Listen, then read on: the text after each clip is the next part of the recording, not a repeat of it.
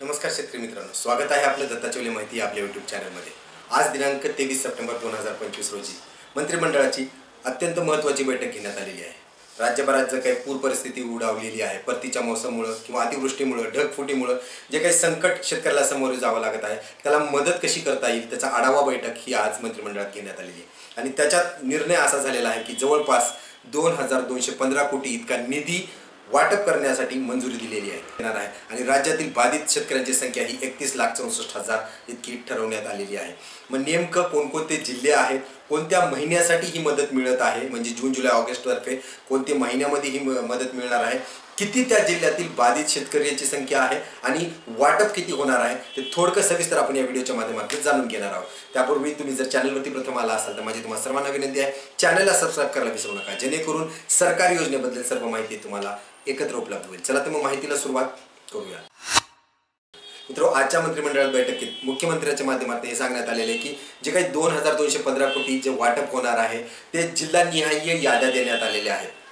आता आपण पाहतो की हिंगोली जिल्ह्यामध्ये अद्यापही सर्वात जास्त अतिवृष्टी झाली होती ऑगस्ट महिन्यात आणि त्यांना वाटपही जवळपास 231.80 कोटीचं करण्यात आलेलं आहे। त्याचप्रमाणे जे काही उर्वरित रक्कम आहे, म्हणजे 2215 मध्ये 231 कोटीचं वाटप झालेलं आहे। आता जी बाकीची रक्कम आहे त्याला एक 8 ते 10 दिवसाचा कालावधी लागणार आहे, असंही मुख्यमंत्र्यांच्या माध्यमातून सांगण्यात आलेलं आहे। मग आता आपण पाहूया जिल्हानिहाय कोणते जिल्हे आहेत, कोणते महिने आहेत आणि किती शेतकरी बाधित झाले त्या जिल्ह्यात आणि मदत किती मिळणार आहे। सर्वप्रथम मराठवाडा। सर्वप्रथम आपण पाहूया की मराठवाडा जिल्ह्यामध्ये सगळ्यात जास्त फटका जो परतीच्या पावसाचा झाला आहे ते जिल्हे कोणकोणते बाधित आहेत, जसे की हिंगोलीमध्ये ऑगस्ट महिन्यात जी अतिवृष्टी झाली आहे त्यामध्ये जवळपास 3,04,000 शेतकरी बाधित करण्यात आलेले आहेत आणि त्यांना जी मदत होती आणि ती वाटपी झालेली आहे 231.18 कोटीची। त्यानंतर दुसरा जिल्हा महत्त्वाचा मराठवाड्यात जे यावेळेस सगळ्यात जास्त फटका भेटलेला आहे ज्या जिल्ह्याला या अतिवृष्टीचा, ते म्हणजे बीड जिल्हा। या बीड जिल्ह्यामध्ये सर्वात जास्त नुकसान झालेलं आहे आणि ऑगस्ट महिन्यामध्ये त्याचं नुकसान झालेलं आहे, जवळपास 1,14,000 शेतकऱ्यांचं नुकसान झालं आहे आणि त्याच्यासाठी मदत जी आहे ती 56.74 कोटी म्हणजे 56,74,000 कोटी इतकी करण्यात आलेली आहे। त्यासोबतच धाराशिव जिल्हा आहे ज्यामध्ये पिकाचं आणि पशुधनाचंही नुकसान झालेलं आहे जुलै आणि ऑगस्ट महिन्यामध्ये आणि त्याच्यासाठी जे बाधित शेतकऱ्यांची संख्या आहे 2.34 म्हणजे 2,34,000 शेतकरी बाधित ठरवण्यात आलेले आहेत आणि त्याच्यासाठी जी मदत आहे 189.61 कोटी म्हणजे 189,61,61,00,000 रुपये इतकी आहे। लातूर जिल्हा आहे त्यामध्ये ऑगस्ट महिन्यात जो बाधित झालेला आहे त्याला 3.80 शेतकरी बाधित झालेले आहेत आणि मदत जी आहे ती 2.35 कोटी इतकी ठरवण्यात आलेली आहे।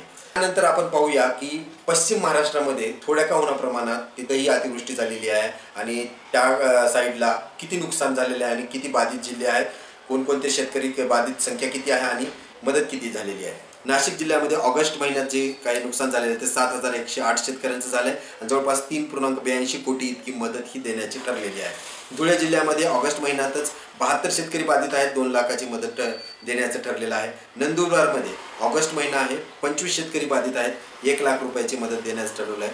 जवळगावमध्ये ऑगस्ट महिन्यातच बाधित क्षेत्र आहे ते म्हणजे 17,332 शेतकरी बाधित झाले आहेत आणि त्यांना 9.86 कोटी इतकी मदत ही ठरलेली आहे।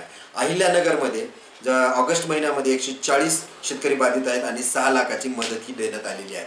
आता मुख्यमंत्र्यांच्या माध्यमातून हे सांगण्यात आले की जी काही सगळी रक्कम आहे 2215 कोटी आणि बाधित शेतकरी आहेत 31,74,000 यांना येणाऱ्या 8 ते 10 दिवसात ही मदत त्यांच्या खात्यावरती पोहोचते। मग आता ती कशा प्रकारे पोहोचणार आहे, डीबीटीच्या मार्फत पोहोचणार आहे की त्यांचं परत एकदा पंचनामेच्या स्वरूपात त्यांचा काही विशिष्ट क्रमांक मिळेल, त्यानंतर तुम्हाला तिथं जाऊन KYC करायचं आहे, याची अद्यापही प्रणाली काही स्पष्ट झालेली नाहीये, प्रक्रिया स्पष्ट नाहीये। पण आपण वाट पाहूया की जसं जसं अपडेट्स हे मंत्रिमंडळ किंवा सरकारकडे येत जातील ते तुमच्यापर्यंत पोहोचवण्याचा मी वेळेतच प्रयत्न करणार आहे। त्यासाठी परत एकदा विनंती आहे, चॅनलला सबस्क्राइब करायला विसरू नका। धन्यवाद।